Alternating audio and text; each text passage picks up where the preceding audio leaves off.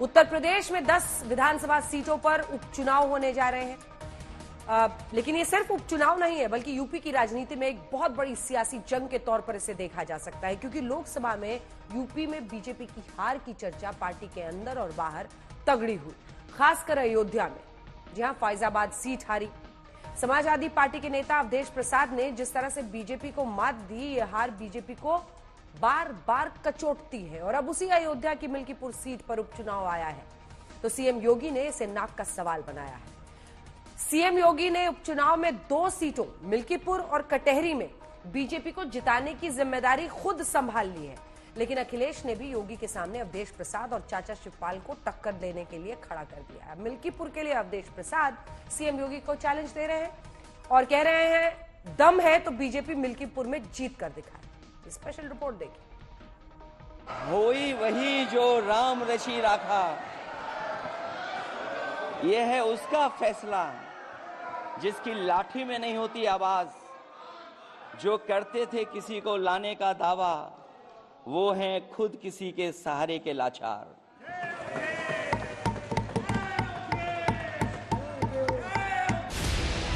इसे बीजेपी और सीएम योगी के जले पर नमक छिड़कने वाली कविता भी कह सकते हैं।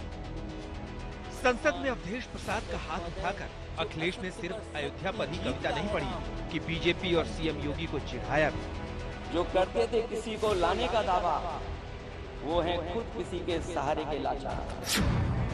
हम अयोध्या से लाए हैं उनके प्रेम का पैगाम। क्योंकि जब से समाजवादी पार्टी के अवधेश प्रसाद फैजाबाद लोकसभा सीट से सांसद बने हैं, तब से अखिलेश यादव उन्हें समाजवादी पार्टी के ब्रांड एम्बेसडर की तरह साथ लेकर घूमते हैं। 29 पेज के विभाषण में कहीं पर भी अयोध्या का नाम नहीं है।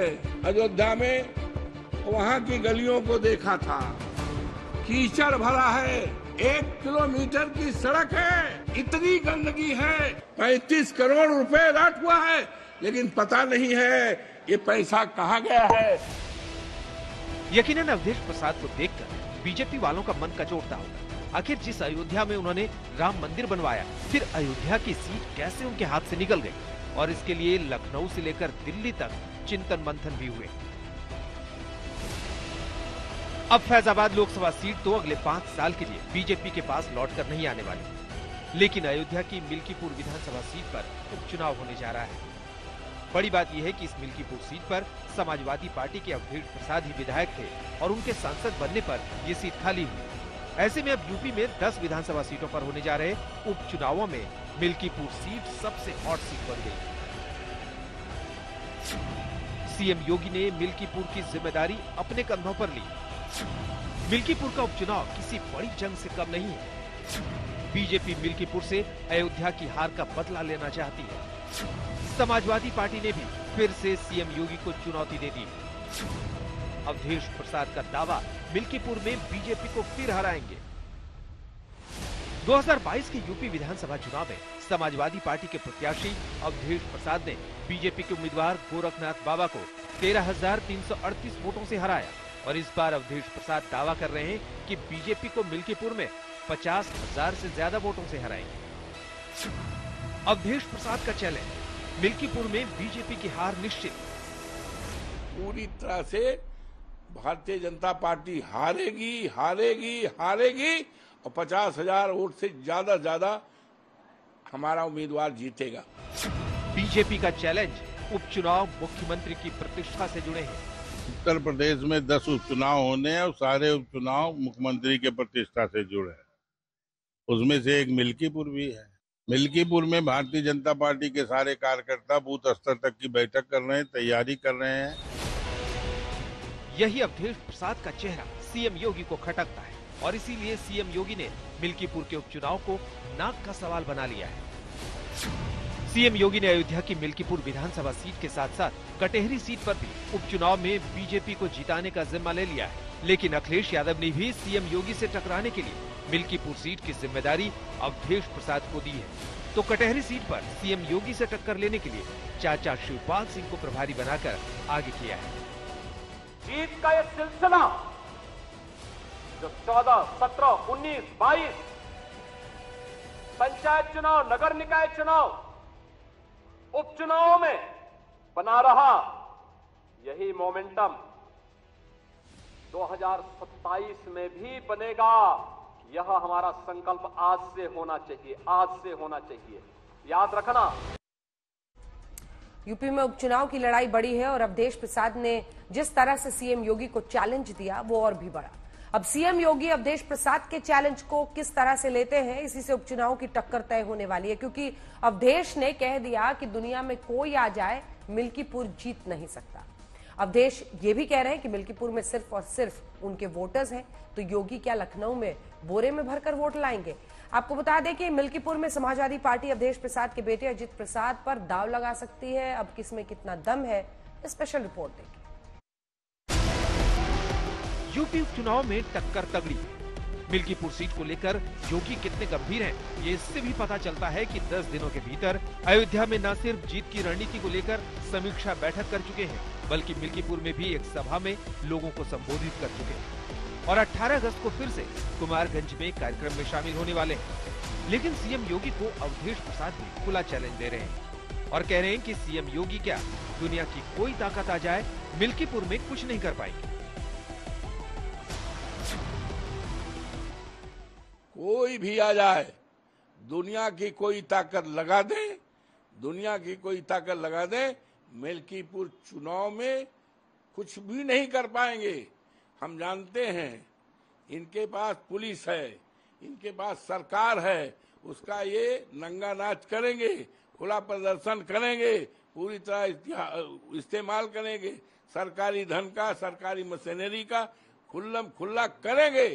लेकिन इतिहास इस बात का गवाह है, जब सरकार और जनता में लड़ाई हुई है तो सरकार हारी है, जनता जीती है। आपको बता दें कि बीजेपी ने फिलहाल किसी उम्मीदवार पर अभी अपना दम नहीं लगाया है। माना जा रहा है कि मुख्यमंत्री योगी आदित्यनाथ और संगठन कई नाम पर चर्चा कर रहा है, लेकिन समाजवादी पार्टी की तरफ से मिल्कीपुर में अवधेश प्रसाद के बेटे का नाम आ रहा है, जबकि कटेहरी सीट से लालजी वर्मा की बेटी छाया वर्मा का नाम चल रहा है। सीएम योगी ने मिल्कीपुर में बीजेपी को जीत दिलाने का दम भरा है, तो समाजवादी पार्टी के अवधेश प्रसाद ने ठोक के जवाब दिया है।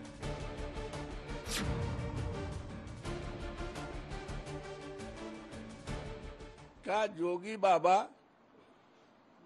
वोट के बोरा भर के लेके जिन्हें खोल दी हैं? वोट तो हमारा है, वोट तो हमारा है, जिन्होंने 35,000 से वोट जिताया है। हमारे तो समर्थक हैं, हर जात बिरादरी के हैं, हम वहीं पैदा हुए हैं, हमारे नाते रिश्तेदारी है, बहन है, बुआ है और मामा है, नाना है, सब हैं और हर बिरादरी हमारे साथ है। तो कहीं ले जाए कि यहाँ लखनऊ से ये बोरा खोल दे वोटवा का, वोटवा तो हमारे पास है। सीएम योगी अयोध्या में राम मंदिर के साथ साथ हुए विकास के कामों को गिना रहे हैं, अयोध्या में इंटरनेशनल एयरपोर्ट का हवाला दे रहे हैं। तो जवाब में अवधेश प्रसाद भी खेतों में घूमते छुट्टा सहानों से किसानों की परेशानी को साझा कर रहे हैं। जिन लोगों के लिए संभव था कि अयोध्या में क्या भगवान राम का जन्मभूमि पर मंदिर बनेगा, लोग पूछते थे, प्रश्न भरी निगाहों से पूछते थे। हम लोग तब भी कहते थे हाँ जरूर बनेगा, चिंता मत करिए, जरूर बनेगा, अवश्य सफलता मिलेगी। जो लोग बोलते थे क्या अयोध्या की सड़कें चौड़ी होंगी, हमने कहा अयोध्या की तो होंगी, लेकिन अयोध्या से आसपास का क्षेत्र भी लाभान्वित होगा।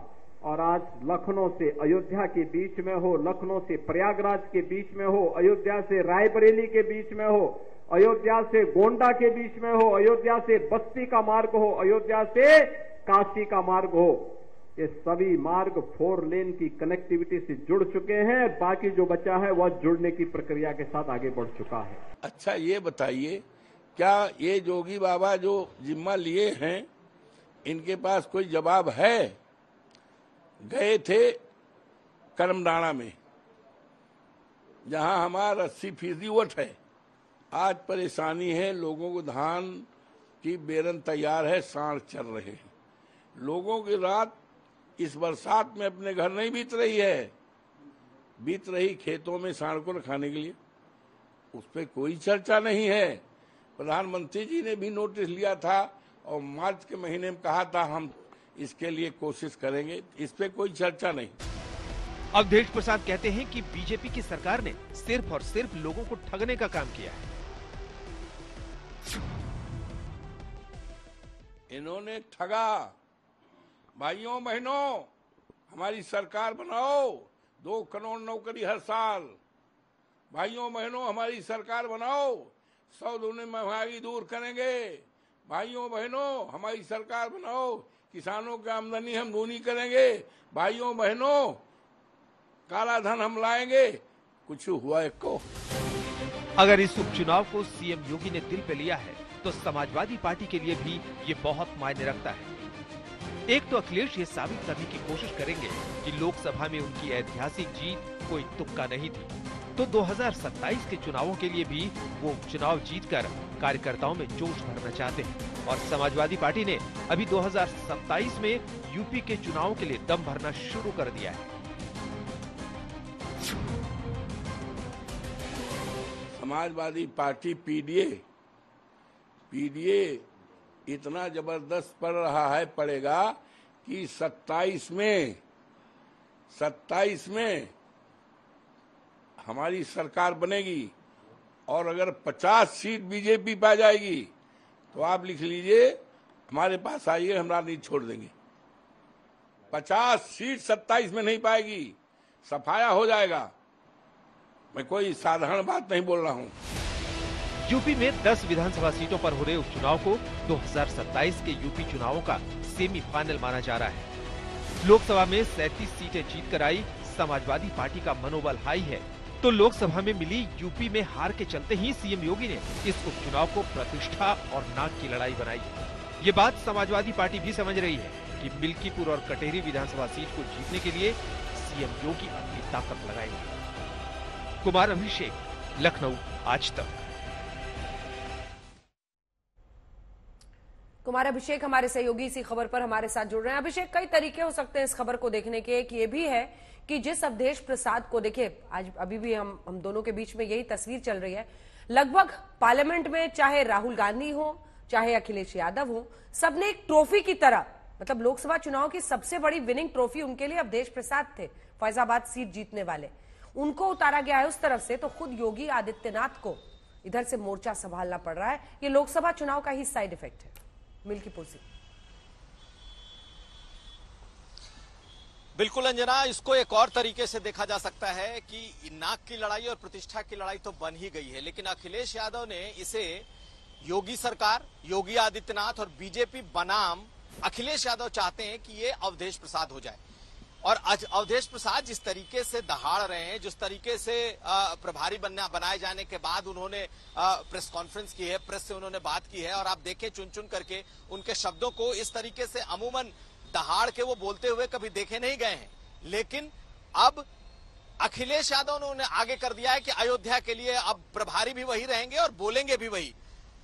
बीजेपी को यह सूट करता कि मुख्यमंत्री योगी आदित्यनाथ के सामने होते अखिलेश यादव, लेकिन बहुत ही होशियारी से ये आगे कर दिए गए हैं। और अब बीजेपी को अवधेश प्रसाद को काउंटर करने में मुश्किल आएगी, क्योंकि आप देखें कि वो दलित बिरादरी से हैं। तो ये इसमें एक दूसरा नया एंगल है। लेकिन निश्चित तौर पर अंजना, ये लड़ाई नाक की लड़ाई है, और अब जिस तरीके से सपा ने इसको ले लिया है अपने कंधे पर या अपने दिल पर, ये लड़ाई बहुत दिलचस्प होने वाली है। बिल्कुल, और ये दिलचस्प लड़ाई अब जनता ही उसमें फैसला करेगी। 10 सीटों का उपचुनाव किसी मेगा ब्लॉकबस्टर से कम नहीं होगा। बहुत धन्यवाद आपका कुमार अभिषेक, इस खबर पर हमारे साथ स्पेशल रिपोर्ट में जुड़ने के लिए।